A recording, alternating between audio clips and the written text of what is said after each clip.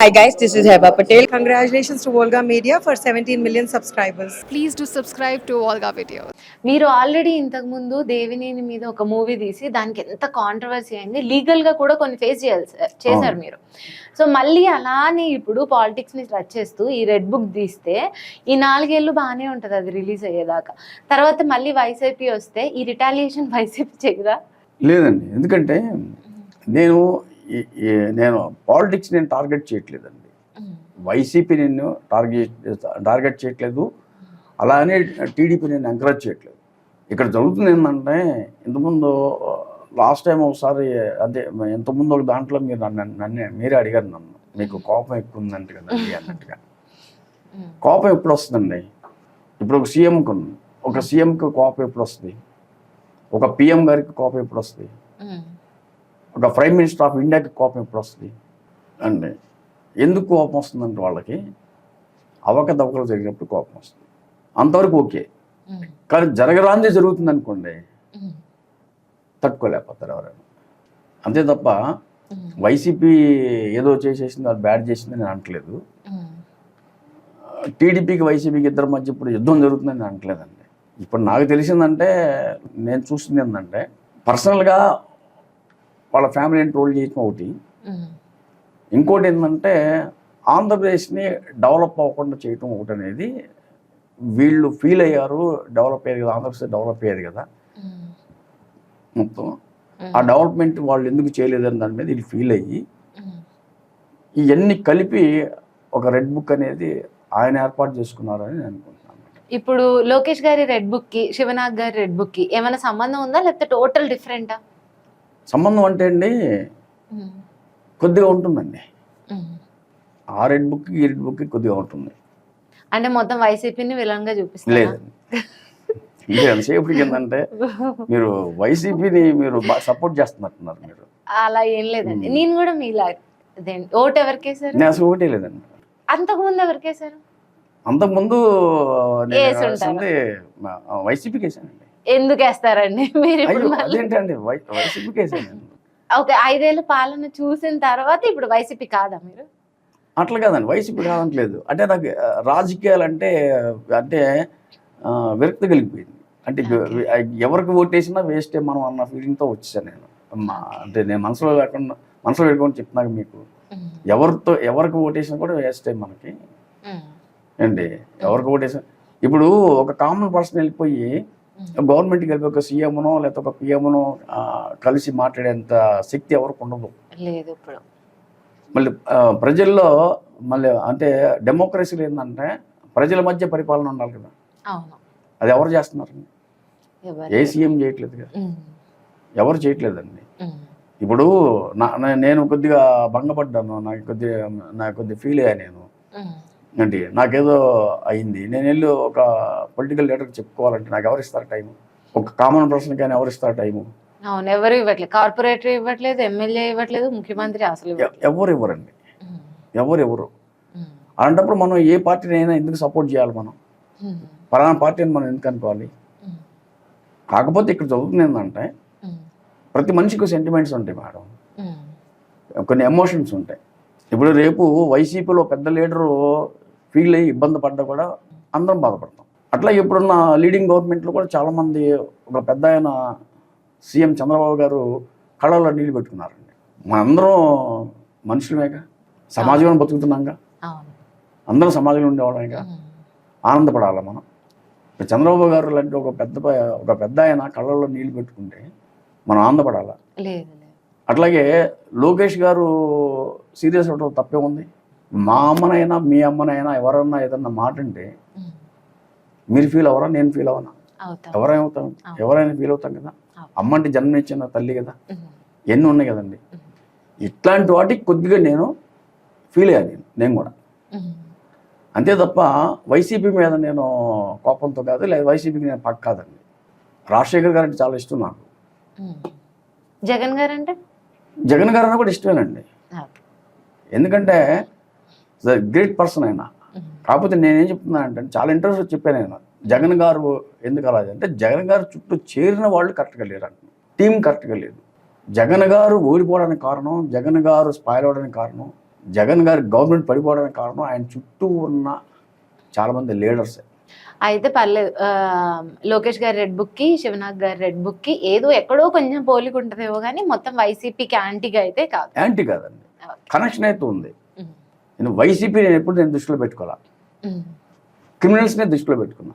Okay, అది ఏ పార్టీలో ఉండొచ్చు, క్రిమినల్స్ అనేది ఏ పార్టీలో ఉండొచ్చు. ఇప్పుడు మీకు ఏమవుతుందంటే చాలా మంది పొలిటికల్ లీడర్ ఇప్పుడైతే డబ్బులు సంపాదించేసిన తర్వాత అంటే వాళ్ళకి చదువు లేని వాళ్ళు చదువు ఉన్న వాళ్ళు కూడాను ఇద్దరు కూడాను ఎట్టిగానే ప్రవర్తిస్తున్నారు. కొంతమంది పొలిటికల్ లీడర్స్ వాళ్ళ అదృష్టం బాగుండి వాళ్ళు మినిస్టర్లు అవుతున్నారు కొంతమంది.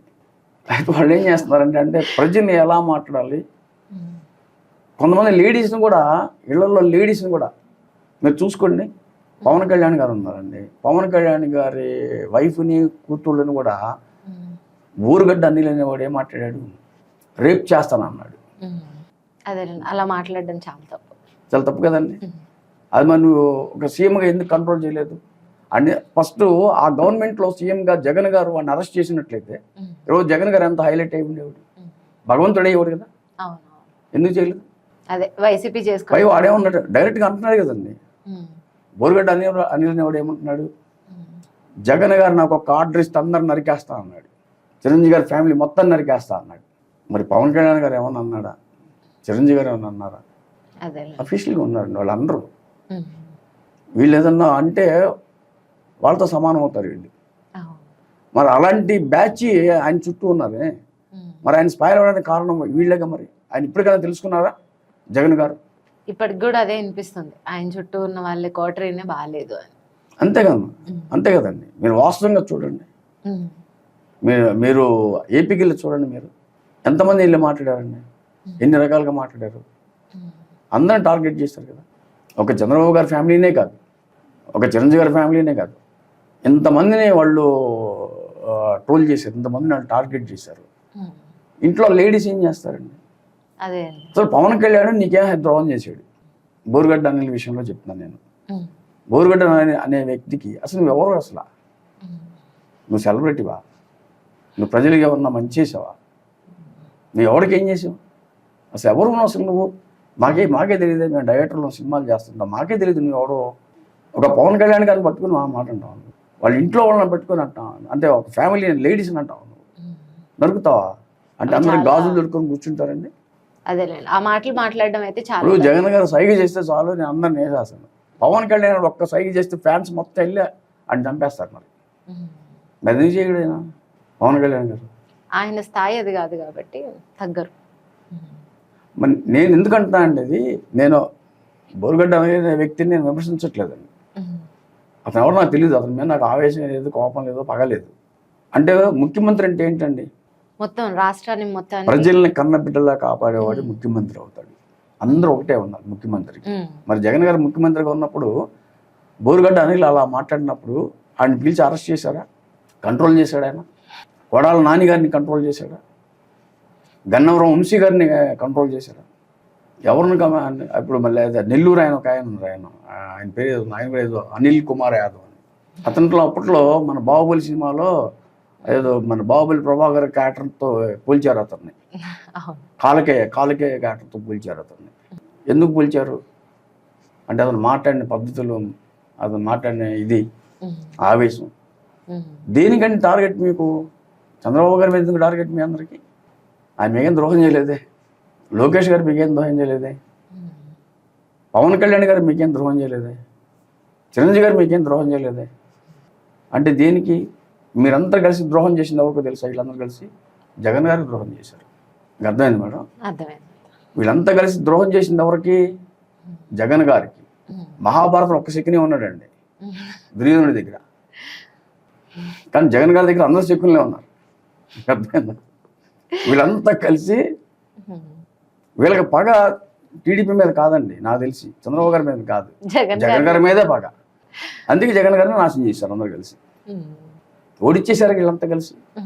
ఇప్పుడు 151 నుంచి 11 అప్పట్లో ప్రతిపక్షం పార్టీ వైసీపీని ఓడించలేదండి, జగన్ గారు చుట్టూ ఉన్న వాళ్ళే ఓడించారు ఆయన. ఇప్పుడు హ్యాపీగా ఉన్నారు అందరూ ఓడిచ్చేసి కూడా. ఇప్పుడు అప్రూవర్స్గా అవుతున్నారు అందరూ. ఎందుకు అప్రూవర్స్ అవుతున్నారు మరి ఇప్పుడు? మీరందరూ ఎందుకు అప్రూవర్స్ అవుతున్నారు ఇప్పుడు? జగన్ గారి తరపున ఉండొచ్చు కదా, ఉంట్లా. మరి అది తెలుసుకున్నారు ఆయన జగన్ గారు. వాళ్ళ నాన్నగారు వైఎస్ రాజశేఖర్ గారు ఎంత మంచి ముఖ్యమంత్రి అండి ఆయన, ఎంత గొప్ప వ్యక్తి. తండ్రి పేరు నిలబెట్టాలిగా, నిలబెట్టలేకపోయాడు. నువ్వు చుట్టూ ఇళ్ళందని ఎందుకు భయం? ఇలాంటి వాళ్ళందరూ ఎందుకు నీకు? నువ్వు చుట్టూ పెట్టుకుంది ఎవరిని? క్రిమినల్స్ని. క్రిమినల్స్ అంతా నీకెందుకు? భయంతో ఉన్నావా? ప్రజలు ఏం చేస్తారు నిన్ను? ప్రజలకు మంచి చేయి, ప్రజలు నీకు అండగా ఉంటారు. వీళ్ళంతా ఎందుకు నీకు? క్రిమినల్స్ అంతా ఎందుకు నీకు అండ? అర్హత లేని వాళ్ళందరికీ నువ్వు పదవులు ఇచ్చి మినిస్టర్లు చేసావు. నీకు అర్హత లేకుండా చేశారు ఇప్పుడు వాళ్ళు, వీళ్ళంతా కలిసి. నేను అంటున్నది అంతప్ప నాకు వైసీపీ మీద ఎలాంటి పగ ప్రతీకారం అనలేదు. అనాల్సినవి అన్ని అనేసి మళ్ళీ లాస్ట్ లేదు మేడం. అంటే నేను Volga Videos. Congratulations, 17 millions. Congratulations to Volga Video. మనస్ఫూర్తిగా శుభాకాంక్షలు. All the best Volga videos. Congratulations. I'd like to congratulate Volga Videos. Please follow Volga Video. Many congratulations. Volga video వారికి నా శుభాభినందనలు. మీ అనంత శ్రీరామ్.